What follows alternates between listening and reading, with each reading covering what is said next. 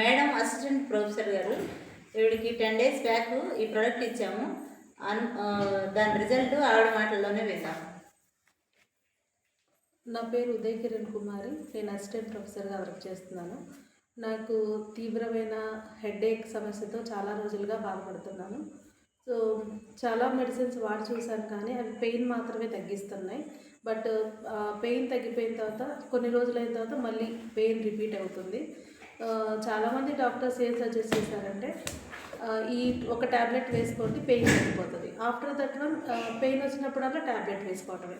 So bottom of the diseases నుంచి cure చేసేదైతే ఏమీ లేదు.